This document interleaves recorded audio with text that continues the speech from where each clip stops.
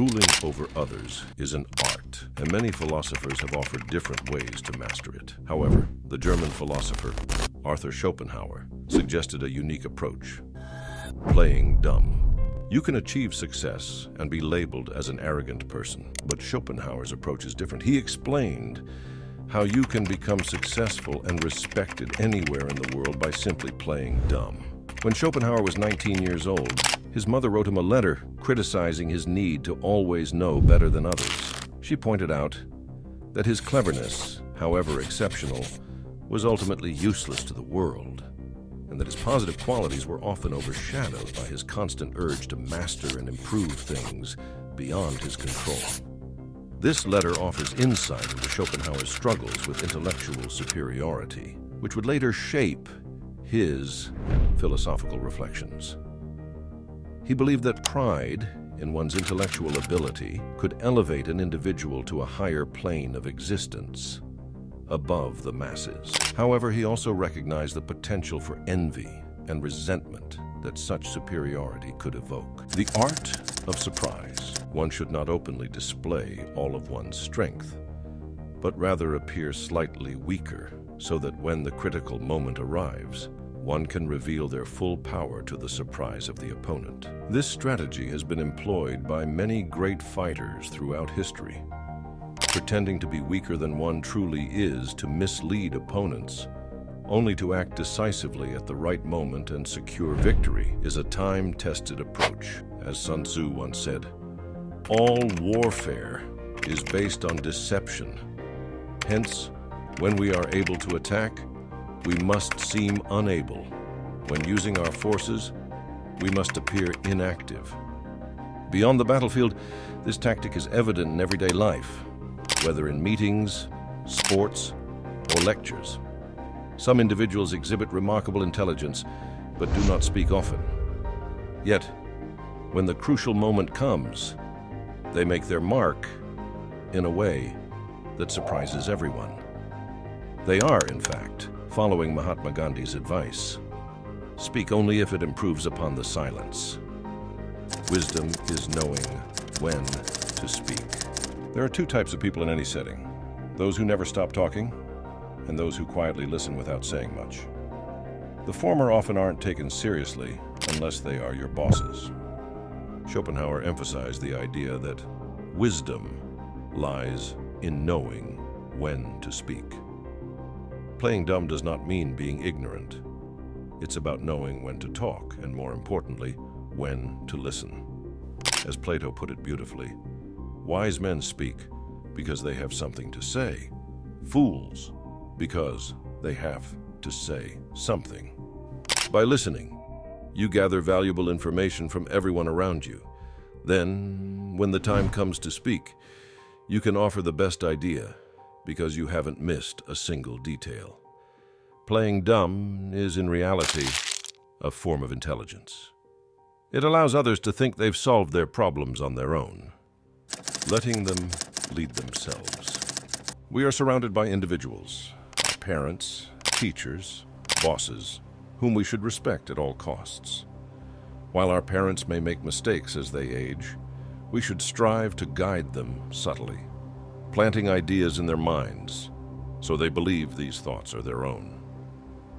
For example, professional athletes sometimes allow a disabled fan to win a match after a bit of struggle, making that person feel as if they triumphed on their own. This fosters an environment of respect and dignity for everyone involved. In the workplace, managing our bosses carefully often involves playing dumb. Avoiding actions that make them feel wrong is crucial for maintaining our jobs. Schopenhauer observed, "To play the fool is the last resort in order to cover the defects of others.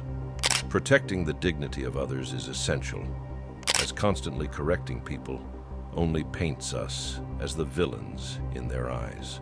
Don't take the spotlight." Many of us crave the spotlight, which can be wonderful if we're already superstars. However, before reaching that level, it's essential to remain low-key.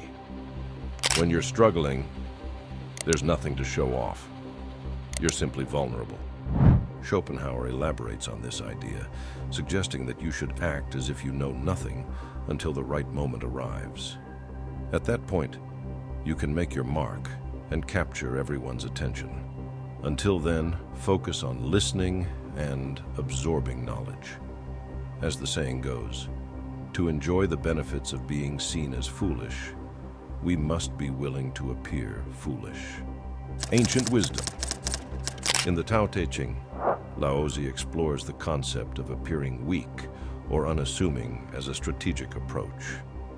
He suggests that true wisdom often lies in avoiding direct confrontations and refraining from displaying one's full capabilities. He states, "The sage wears rough clothing and holds the jewel in his heart."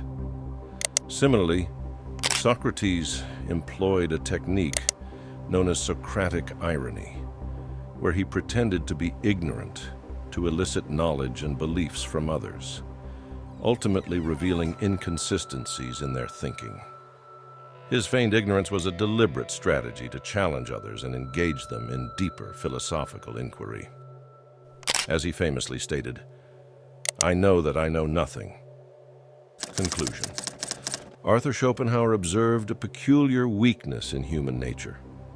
People often overthink the opinions others have of them. He remarked that upon reflection, it becomes clear these opinions, whatever they may be, are not essential to one's happiness. Individuals naturally care excessively about how they are perceived, but the goal should be to win people over through humility rather than arrogance. By covering the defects of others and making them feel as though they've resolved their own challenges, you play the role of the intellectually foolish. In doing so, you position yourself as an underdog, ultimately earning the respect of those around you. Be kind and compassionate, for everyone is fighting their own battles. People admire those who remain humble and grounded. As Frank Lucas put it, the loudest one in the room is the weakest one in the room. If others don't expect you to win, and then you do, responding as if it's not a big deal and simply happened by chance, they'll see you as humble. And this humility, coupled with your strategic approach, can often be more impressive than the victory itself. These are the lessons we can learn from Schopenhauer's philosophy on playing dumb to win anything.